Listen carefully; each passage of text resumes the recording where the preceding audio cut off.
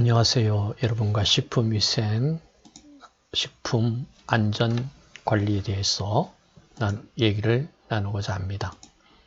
우선 이번 시간에는 전체적인 우리 식품위생 검사에 대한 일반적인 사항과 일반 세균 검사와 대장균 검사 등을 다루고자 합니다. 자, HACCP에서의 위해 요소.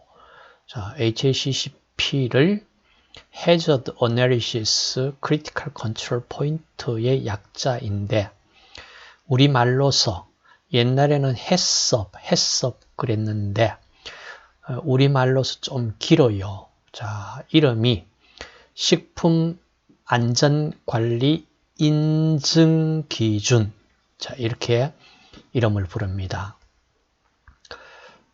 위해 요소로 크게 나눠 가지고 우리가 이렇게 물리적 위해 요소, 그 다음 화학적 위해 요소, 생물학적 위해 요소, 이 세 파트로 나눈다면은 자, 각 파트별로 우리가 볼 수 있는 위해 요인이 주로 물리적인 위해 요인으로서는 이물질들입니다. 금속이라든지 돌, 유리, 어떤 철의 녹이라든지 모발, 곤충, 설치류, 분변 등 자, 이런 걸 우리가 물리적 위해 요소라고 얘기를 합니다.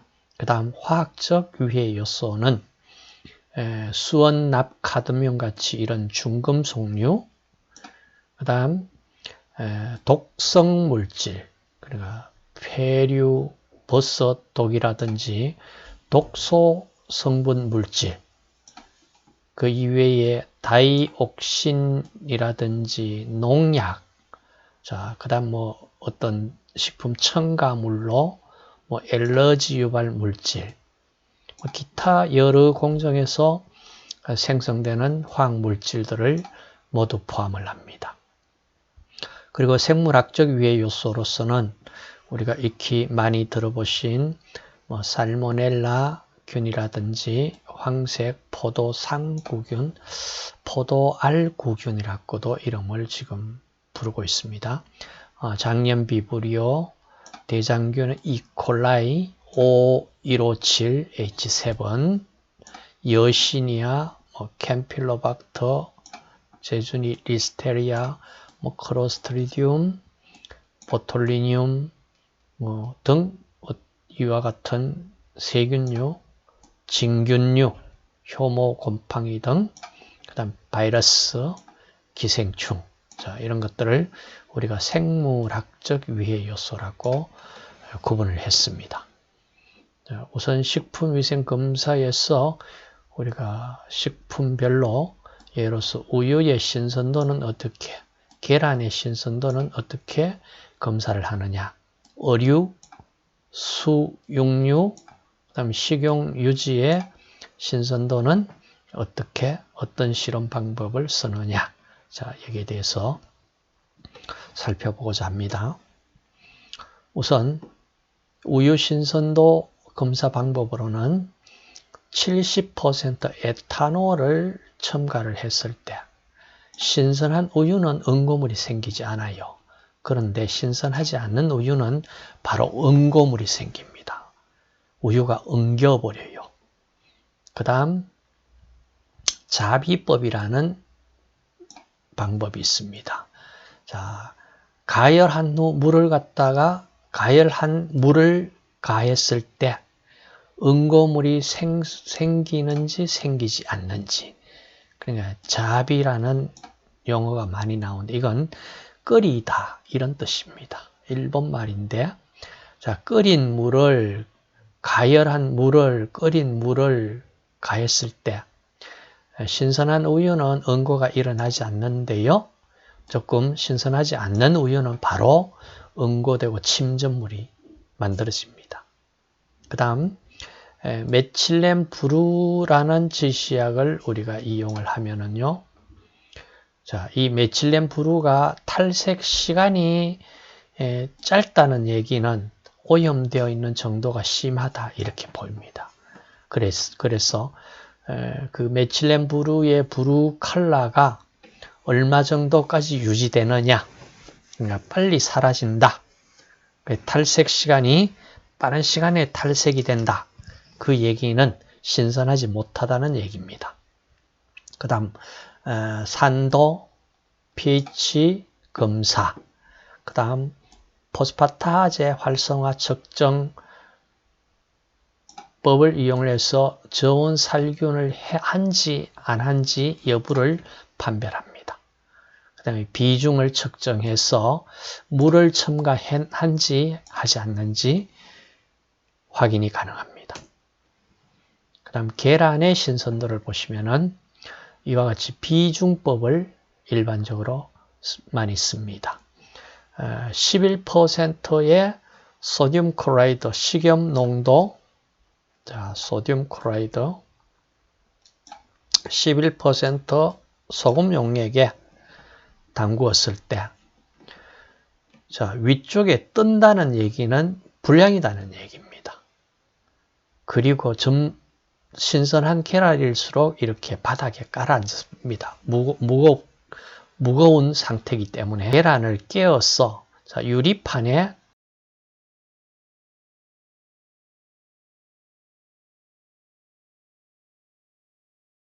유리판에서 이 흰자 높이와 난백, 흰자 높이와 난황, 노른자 이 높이를 구합니다. 자, 여기에서 난황 높이를 난황 이 지름으로 난황 높이를 난황 지름으로 나누었을 때, 자, 이걸 난황 계수라고 이름을 부르는, 자, 이 값을 구할 수가 있고요. 그 다음에 난백 계수도 또한 구할 수가 있습니다. 난백 계수 마찬가지로 난백 높이와 그 다음 이 난백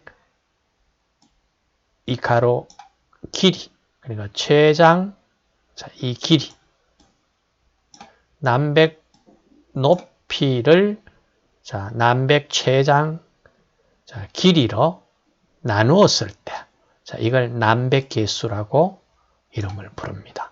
가능하다면 신선하다는 얘기는 난항계수, 난백계수 다 이렇게 높은 값이 얻어집니다.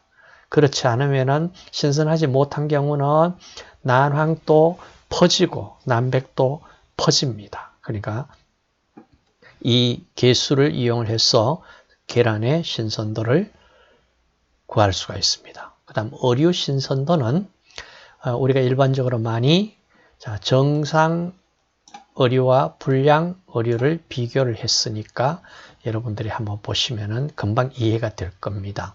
자, 비늘이 싱싱한 광택을 띠느냐, 아니면은 광택을 띠지 않고 건조한 상태이냐, 눈도 광택 있고 투명하냐, 눈알이 돌출되어 불투명하냐, 아감이 선홍색 띠고 악취가 없고 입이 다 물려져 있습니다. 신선한 어류는. 근데 불량일 경우는 입이 열려져 있고 회색 또는 황색으로 색깔 변화가 있습니다. 냄새도 여러 가지 구분은 가능하겠지만은 신선도가 낮아지면 낮아질수록 냄새는 점차 악취 발생되는 형태로 변할 겁니다. 그 다음 pH로 봤을 때는 정상 5.5 전후입니다. 비중 또한 정상일 때는 무거운 편입니다. 만약에 불량이라면 가벼워서 부유하는 뜨는 형태가 됩니다. 육질 정상 탄력적입니다. 불량 어류 탄력이 없습니다. 그 다음 오징어도 정상일 때는 갈색 점이 있지만은 불량일 때는 표백 색깔이 색깔이 변하고 붉은 홍색을 띠는 특징을 갖고 있습니다. 그 다음에 수, 육류의 신선도 판별을 보겠습니다. 자, 우선 정상과 불량일 때를 이렇게 외관상으로서도 정상일 때는 젓갈색 띠는데 불량일 때는 암갈색, 그러니까 점액도 벌써 표면에 발생되고 암갈색을 띱니다. 냄새 또한 고유한 고기에는 특유한 냄새가 나는데 불량이다면은 벌써 암모니아 냄새가 납니다. 암모니아. 그 다음 pH는 정상일 때 6.5 이하인데요. 자, 불량일 때는 6.5 이상으로 pH가 올라갑니다. 암모니아가 발생되면 더 높이 올라가겠죠. 그 다음 정상적인 병사 판정을 한다면은 자, 정상일 때는 육질의 피가 적습니다. 그리고 젓갈색인데 불량일 때는 육질의 피가 많아요. 황갈색으로 바뀌어져 있습니다. 그 다음 소고기 지방에서도 정상은 흰색을 띱니다. 자, 불량일 때는 혼탁한 색깔이 나타납니다. 돼지고기 지방 정상일 때는 다갈색입니다. 근데 불량일 때는 젓갈색입니다. 닭고기도 정상일 때는 황색 내지 백색입니다. 불량 갈색으로 바뀝니다. 자, 그 다음 육질을 이렇게 pH 변화를 살펴보는 것이 여러분들 좀 기억을 하시면 좋겠습니다. 일단 도축을 하고 나면은 사후 강직이 일어납니다. 그리고 나서 사후 강직이 되면은 신선한 상태 도살되기 전에는 중성 약 pH 3을 띠는데 사후 강직이 되면은요 산성으로 pH가 다운이 됩니다. 약 pH 5.5에서 5.6으로 다운이 돼요. 그리고 나서 사후 강직이 이제 풀립니다. 그리고 나서 이어서 자기 소화 진행되면서 최종적으로 부패까지 갈 때 부패되면은 이때부터 이제 알칼리가 pH 11까지 아주 급격하게 올라갑니다. 자, 그러면은 냄새뿐만 아니라 어떤 pH 값으로서도 변화 어느 정도 신선한지 그렇지 않은지를 우리가 알 수 있다고 데이터를 가지고 우리가 설명을 할 수가 있습니다. 자, 이어서 식품이 어떤 세균이라든지 뭐 이런 세균류에 의해서 오염이 되어 있는지 없는지를 측정하는 방법으로 자, 일반 세균 측정하는 방법이 표준 평판법을 이용해서 자, 한 1000배지에서 중원균을 우리가 실험해서 구할 수가 있습니다. 자, 여기에 세균 집락수를 산출해서 생균수를 산출하는 방법입니다. 자, 시험 방법으로는요, 시험 용액 1ml를 희석을 해야 된다면 10배, 10배 이런 식으로 각 단계별 1ml를 취하고 멸균된 정유수 9ml 넣으면 10배씩 단계별로 희석이 가능합니다. 이때 페트리 접시 2매 이상을 취해 가지고 표준 1000배지 약 15ml 넣고 응고시키고 자, 페트리 접시를 거꾸로 그러니까 거꾸로 뒤집지 않으면 응축수에 의해서 세균 번식이 방해받기 때문에 거꾸로 뒤집는다. 이걸 다른 말로 한자로는 도치배양이라고 이름을 부릅니다. 도치배양. 자, 아마 들어보셨을 겁니다. 거꾸로 뒤집어서 35도 플러스 마이너스 1도씨 온도에서 24시간에서 48시간 자, 배양을 합니다. 그리고 나서 집락수를 계산을 합니다. 한 평판당 30에서 300개 집락 평판을 원칙으로 합니다. 그런데 30보다 작은 경우에는 어떻게 계산해야 하는지는 뒤쪽에 예제가 나올 거니까 그때 보도록 합시다. 자, 세균수를 계산하고 결과 판정을 합니다. 자, 결과 판정이라는 건 집락수의 한평판에 있는 집락수의 희석 배수 몇 배 희석을 했는지 희석 배수를 곱하면은 1ml 혹은 시료 1g 중에 세균수 얼마 이렇게 값을 얻어서 판정을 하면 됩니다. 자, 지금 여기입니다. 시료를 자, 취해서 자, 맛의 균질액을 얻어서 이렇게 1ml를 취해서 9ml 만들고 자, 1ml 원액 들어가고 그러니까 10배, 10배 여기에서 10배, 10배, 10배 이렇게 희석이 되는 내용을 이렇게 설명합니다. 1ml 취해서 멸균수 9ml와 혼합을 하면은 자, 그중 그러니까 이 1ml에 비해서 여기는 10배가 희석됐습니다. 다시 말해서 시료로서는 0.1ml. 자, 또 이걸 또 10배, 또 10배. 그러면 1ml, 여기에 1ml씩 희석액을 1ml씩 취했다는 얘기는 다시 말하면 맛의 균질액은 자, 여기에는 1ml가 들어갔지만은 여기는 0.1ml, 그 10분의 1, 여기는 0.01ml. 그렇죠? 여기는 0.001ml를 이제 취했는 것과 마찬가지입니다.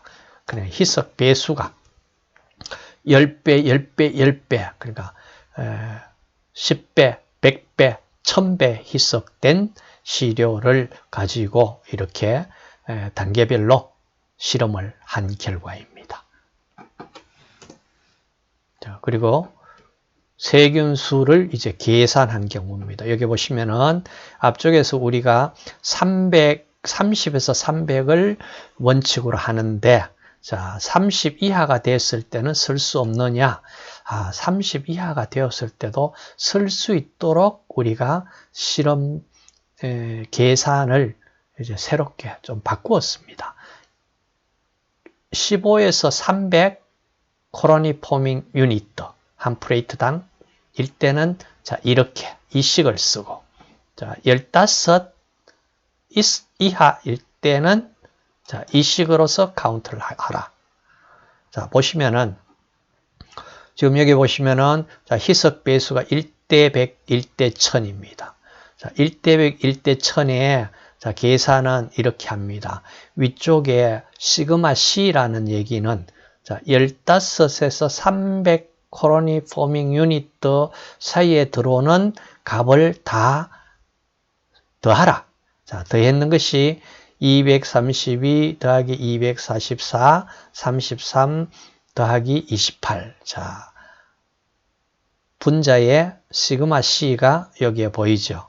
그리고 이제 나누기 분모에는 뭐냐 하면은 분모에 10의 1대 100이니까 10의 마이너스 2승 이걸 나누어 주니까 결국에는 곱하기 100이 됩니다.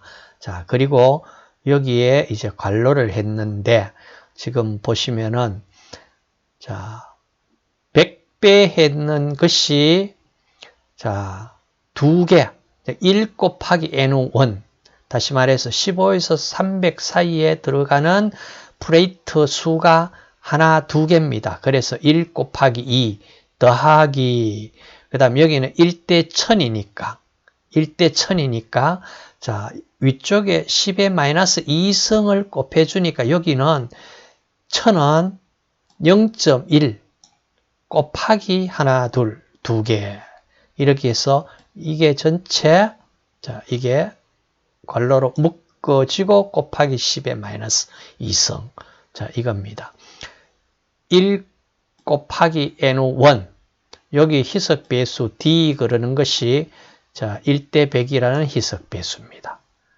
자 그리고 더하기 그 다음 1대 1000은 1대 100에 0.1을 곱해줘야 되니까 0.1 곱하기 몇 개, 2개면 2개, 하나면 하나 이렇게 기록을 해서 값을 구한 것입니다. 자 마찬가지 15 이하일 경우에 자, 1대 10과 1대 100이다.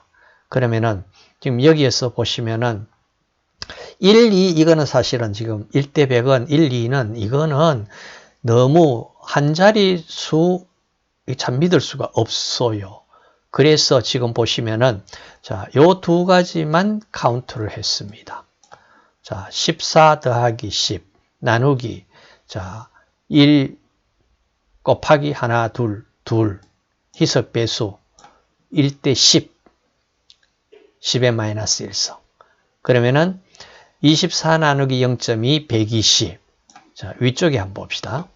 자, 이 계산해서 24,409 하고 409는 생략됐습니다. 이건 24,409 그러지면은 실제로 유효 숫자는 두 자리밖에 안 됩니다. 자, 요게 유효 숫자가 두 자리입니다. 끝에서 409는 그냥 000으로 보내세요. 그래서 이거는 24,000 이렇게 표현을 하고요. 자, 여기도 이제 두 자리 120이니까 뭐 요 두 자리는 그대로 쓰면 되겠네요. 자, 유효 숫자가 어디까지가 왜 앞쪽에 두 개만 유효 숫자인지를 여러분들 궁금하시죠? 자, 이 궁금한 것을 해결하려면은요. 자, 덧셈, 뺄셈, 곱셈, 나눗셈, 사칙, 연산에서 유효 숫자 개념을 이해를 해야 됩니다. 자, 이 개념을 혹시 이해가 되지 않으시면은 나중에 얘기를 하도록 하겠습니다. 다음, 식품 오염 지표군의 대장균군을 갖다가 보도록 합시다. 자, 대장균군을 코리폼 그룹이라고 얘기를 부르고요. 자, 대장균군 정의는 이렇습니다. 그램 음성 무아포성 간균, 막대기 모양의 간균으로 유당, 그러니까 젖당을 분해해서 가스를 발생하는 모든 호기성 또는 통성 혐기성균을 말한다. 자, 호기성, 통성 혐기성균. 그러니까 통성이라는 얘기는 호기성, 혐기성 어느 쪽에서도 살아갈 수 있는 균이라는 얘기입니다. 그런데 호기성보다는 통성 혐기성균이라는 것은 호기성보다는 그래도 혐기성 쪽에 조금 더 살기를 좋아하는 세균이다. 이렇게 보시면 됩니다. 통성, 호기성, 혐기성 다 양쪽에 살 수는 있습니다. 자, 이런 균들을 우리가 전체 그룹으로 묶어서 대장균군이라고 부릅니다. 자, 대장균군 시험에는 자, 정성 시험과 대장균군에 세균이 있느냐 없느냐 정성 시험하고 그럼 있다 하면은 그 숫자가 어느 정도 되느냐 정량 시험 있습니다. 자, 그래서 정성 시험에는 이렇게 세 단계를 거칩니다. 추정 시험, 확정 시험, 완전 시험. 자, 이 세 단계를 거칩니다. 그래서 자, 앞에 자만 한번 따봅시다. 추, 확, 완 시험, 추, 확, 완. 추정 시험 양성이면 확정 시험 들어가고 확정 시험 완성이면 완전 시험을 들어가서 정성 분석을 마칩니다. 자, 그다음 이어서 자, 정성 시험으로는 그럼 어떤 시험이 있는지 자, 유당배지법을 자, 쓸 때 첫째 추정 시험 어떻게 하느냐? 자, 유당배지 LB배지에 자, 여기에 유당배지에 듀란 발효관을 넣어 가지고요. 그리고 시험용에 어떻게 10ml, 1ml, 0.1ml 자, 이렇게 적어도 한 3개 이상씩을 이제 시험용액을 가하고 35도 플러스 마이너스 1도에 48시간 플러스 마이너스 3시간 배양을 해서 이산화탄소 CO2 가스가 발생되면은 추정시험 양성입니다. 추정시험 양성이에요. 그 다음 확정시험 들어갑니다. confirmatory test. 자, 추정 양성시험 발효관에서 자, LB 배지에 이식을 합니다. 그리고 35도 48시간 배양을 해서 가스 발생되면은 자, 이걸 엔도 배지 또는 EMB 한천 평판 배지에 배양을 해봅니다. 그럼 이때 전형적인 황금색 금속 광택 집락이 발생된다면은 확정시험 양성입니다. 확정시험 양성이 나왔습니다. 그러면은 이제 완전시험으로 complete test 마지막 단계 들어갑니다. 자, 확정시험에서 양성 배지의 집락을 따가지고요. 유당 부이온 발효관이나 혹은 뭐 보통 한천 사면 배지에 이식을 하고 35도씨에 48시간 배양을 하면은 가스 발생한 발효관에 가스가 발생한 발효관에 한천 사면 배지 집락에 대해서요. 그램 염색을 실시를 합니다. 자, 그램 염색을 했을 때 그램 음성이 나오는지 그리고 현미경으로 봐서 무압포성 강균인지 아닌지를 확인을 해서 그러면은 자, 이것이 증명이 됐다면은 완전시험 양성 이렇게 해서 대장균군 양성 판정 이렇게 내립니다. 자, 그래서 대장균군 지금 그램 염색하는 방법에 대해서 자, 그램 염색하는 방법이 이렇게 자, 액체 배양액에서 한 100g을 취합니다. 그리고 건조시켜요. 고정을 시킵니다. 크리스탈 바이올렛으로 염색을 시킵니다. 자, 크리스탈 바이올렛 염색시켜서 물로서 세척을 합니다. 그리고 나서 르골 용액이라는 요도 용액으로 매염, 그러니까 색깔을 입힙니다. 그리고 또 수세를 하고요. 95% 에탄올로 탈색을 시켜봅니다. 자, 그리고 또한 대비 염색으로 샤프란을 넣어서 수세 건조 시켜가지고, 자, 현미경으로 900에서 한 1500배로 결과를 판정을 합니다. 이때 그램 음성균을 띄어야 되기 때문에 붉은 색깔이 나타나면은 그램 음성균이 판정이 되는 거고요. 만약에 그램 양성균일 것 같으면은 보라색이, 적보라색이 띕니다. 적보라색.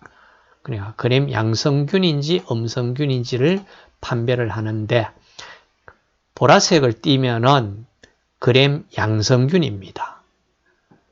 그래요.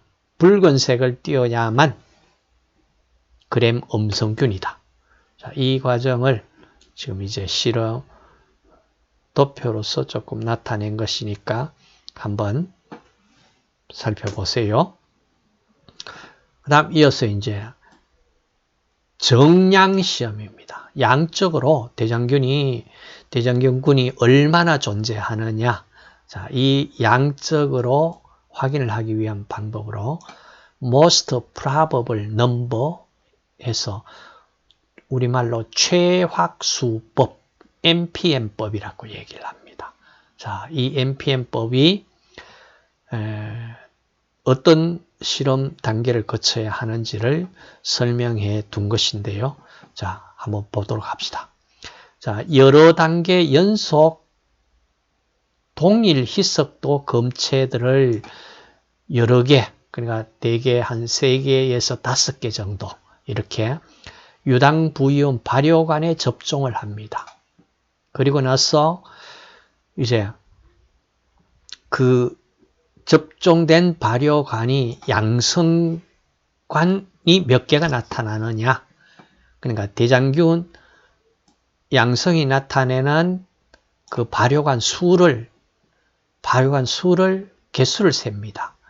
그러면은 이론상 통계적으로 가장 가능한 수치인 most probable number를 구해 가지고 이제 대장균군 양이 어느 정도 되는지를 통계적으로 데이터에 의해서 얻습니다. 자, 어떻게 얻는지 뒤쪽에서 한 번 더 보도록 할게요. 자, 최확수는 검체 10mm, 1mm, 0.1mm씩을 그러니까 3단계 농도 차이를 두고 각각 5개 또는 3개씩을 발효관에서 배양 후에 대장균 수를 이제 구하는데 검체 얼마 속에 들어있는 대장균을 구하냐 하면은 이렇게 100ml 혹은 시료 100g 중에 존재하는 대장균 수로 표시를 할 겁니다. 자, 1g 1ml가 아니고요. 자, 시험 방법은 이제 이렇게 진행합니다. 자, 희석 검체를 10, 1, 0.1, 0.002 같이 연속해서 4단계 이상을 5개 또는 3개 유당 부이온 발효관에 접종시키고 발효관을 이제 배양을 합니다. 그리고 추정, 확정, 완전 시험을 행하고 대장균 유무를 확인한 다음 최악수로부터 검체 100ml 중에 대장균 수를 구합니다. 자, 이겁니다. 여기 보시다시피 자, 희석한 시료를 각각 이렇게 원액을 10ml 취하고 여기는 1ml를 취해가지고 9ml 취했으니까 이 원액에 대해서는 10배 희석됐고 또 여기 또 10배 자, 이런 식으로 각각 5개 이 발효관 3개보다는 일반적으로 5개 이 발효관을 많이 씁니다. 자, 이렇게 배양을 했어요. 자, 배양했는 결과가 이제 만약에 여기에 자, A, B, C 그리고 여기 나오는데 10ml 5개 시료 1ml 5개 시료 0.1ml 5개 시료를 넣었을 때 이제 보시면은 그 5개 속에 여기에는 1개 발효관이 양성을 나타냈다 뜻이고요. 여기는 없었고 여기는 5개 나타냈을 때 most probable number는 이거다. 이런 식으로. 자, 이 값이 다 구해져 있잖아요. 보시면은 보이죠? most probable number. 자, 이 3개 데이터를 얻었을 때 100ml의 most probable number는 2다. 자, 이런 값이 표에서 구하는 겁니다. 자, 구해서 이제 예로서 이제 이 표를 통해서 값만 읽으면 됩니다. 자, 문제를 한번 봅시다. 대장균군 정량 실험에서 다음과 같은 결과를 얻었다. 시험 용액 접종량을 자, 10ml, 1ml, 0.1ml 해서 발효관에서 양성 발효관 수가 2이 나왔다. 자, 그러면은 최확수표에 의해서 시험 검체 100ml 중 most probable number는 자, 여기 보시면 522입니다. 지금 10ml에 522 하면은 자, 어디입니까? 522 94가 나오네요. 자, 보셨죠? 자, 94 실내 한계는 최저 28 최대 상한 219인데 통계 확률적으로는 94다 이 얘기입니다. 그러니까 자 1011 했을 때 최확수 표에서는 94로 이제 우리가 얻었는데 만약에 접종량이 1mm, 0.1mm, 0.01ml를 가지고 실험을 했다면은 0.1일 때 most probable number가 94입니다. 그러면은 0.1, 0.01 같으면은 10ml의 10배 희석이 됐죠. 그래서 94 곱하기 희석 배수 10을 곱했다 이 얘기입니다. 자, 그래서 희석 배수를 곱해서 940이 되는 거예요. 이해되셨습니까? 자, 희석 배수를 곱하라. 희석 배수를 곱하라. 그러면은 most probable number에 희석 배수를 곱해서 자, 940. 그러니까 이 실험 같으면은 100ml 속에 대장균군이 940 콜로니가 존재한다. 확률적으로. 자, 이렇게 우리가 설명을 할 수 있습니다. 마찬가지. 자, 표를 여러분들이 확인을 할 수 있으시면 되겠습니다. 자, 기타 음료로서 보시면은 자, 기타 음료라 하면 이런 것이다. 식품 공전에 자, 나와 있으니까요. 참조하시고 여러분들이 관심 가지시는 식품에서 식품 유형을 꼭 보세요. 자, 식품 유형에 어떤 유형에 대해서 어떻다고 그러는 걸 식품 공전에서 여러분들이 식품 공전 자주 보시도록 하십시오. 자, 예로서 식품별 기준 규격의 이 한 예를 가지고 왔습니다. 자, 기타 음료로서 규격이 이 규격을 위반하면 안 됩니다. 예로서 기타 음료의 자, 규격은 산소량으로서는 자, 인위적으로 산소를 충전한 제품. 여러분, 산소를 충전한 음료가 지금 시판이 되고 있습니다. 그 예입니다. 그리고 납은 킬로그램당 0.3mg 이하여야 한다. 자, mg per 킬로그램. 그럼 10의 3성 그램 분의 10의 마이너스 3성이니까 자, 이것이 ppm 농도 100만 분율과 같습니다. ppm 농도와 같아요. mg per 킬로그램. 카드뮴 0.1 ppm 이하. 자, 이상 이하는 그 수치를 포함합니다. 자, 이상 이하는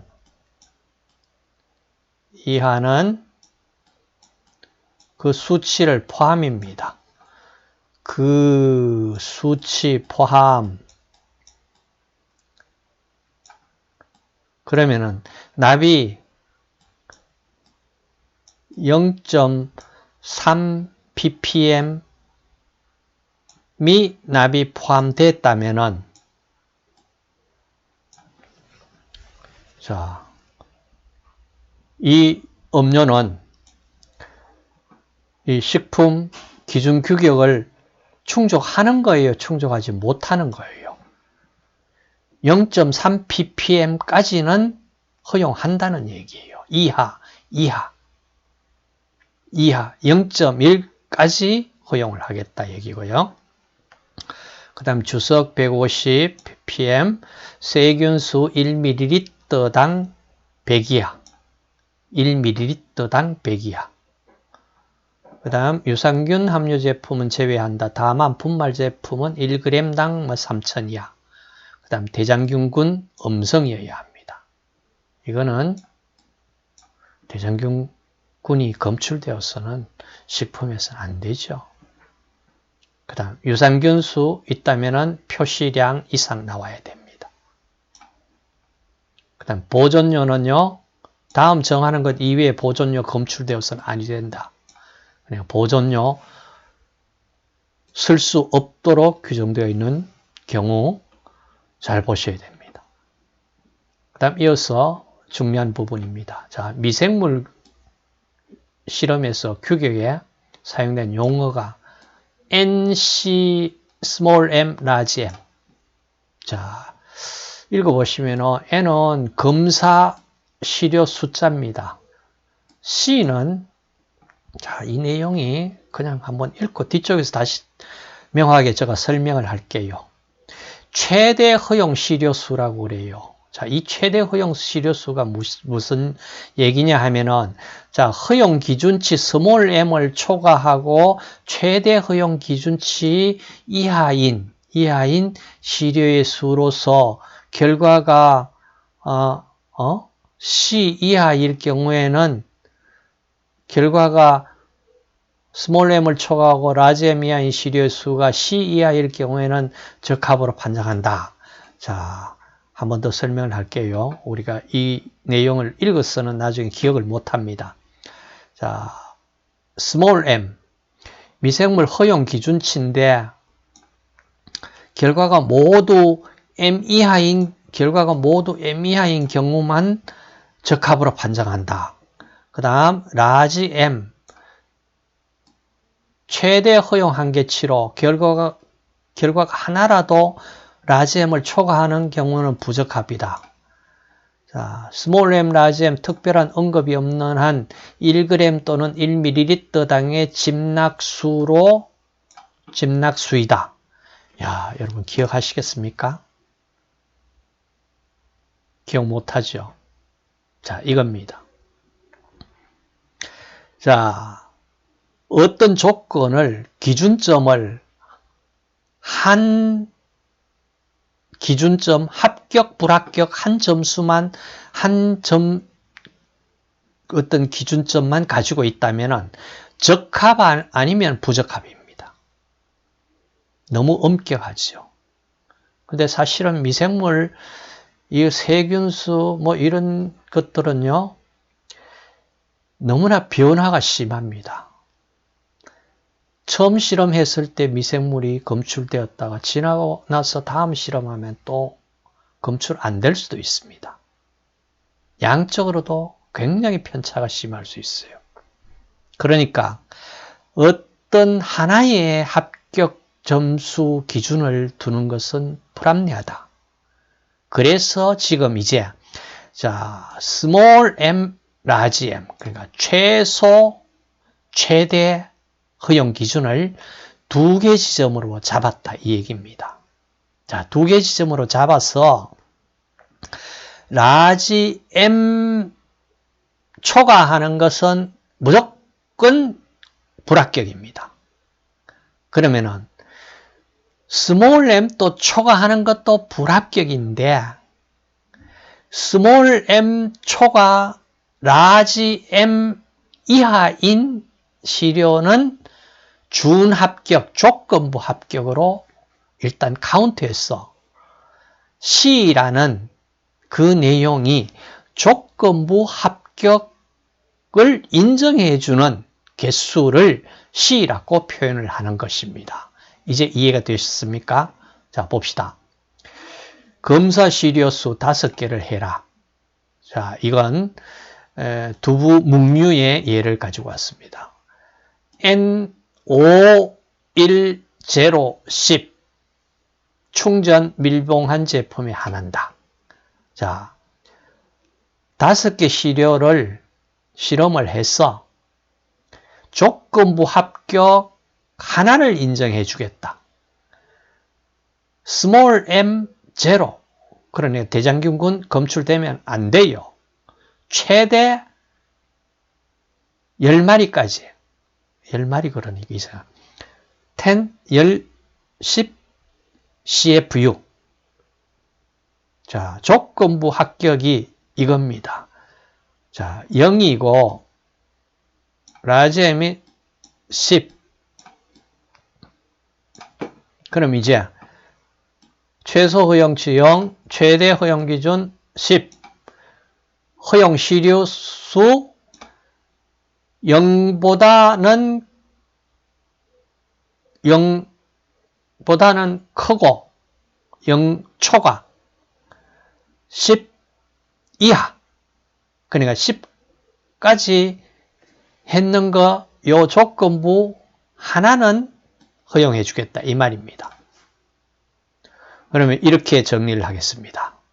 자, 기준 초과는 무조건 불합격입니다. 자, 라지 M 초과. 초과라는 얘기는요, 그 숫자를 포함하지 않습니다. 그러니까 10보다 더 큰 11부터 시료 하나라도 나오면은 그 제품은 불합격입니다. 스몰 m 초과도 불합격인데 조건부 합격에 넣어줬다는 얘기입니다.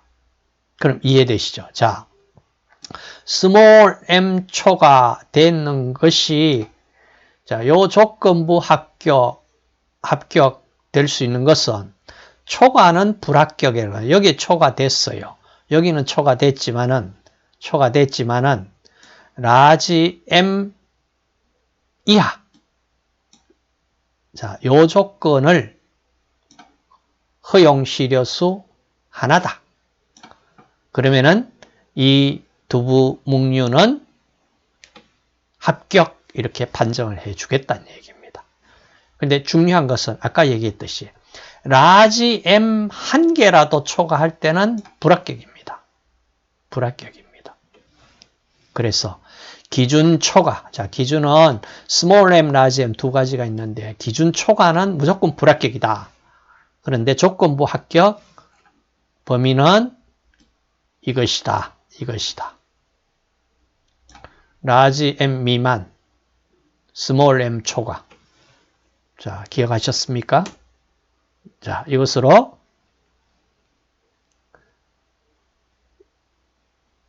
지금까지 여러 가지 계산 포함해서 주로 물리적 생물학적 내용을 보았습니다. 이제 남은 화학적 유해 요인을 좀 더 상세히 보도록 하겠습니다. 수고하셨습니다.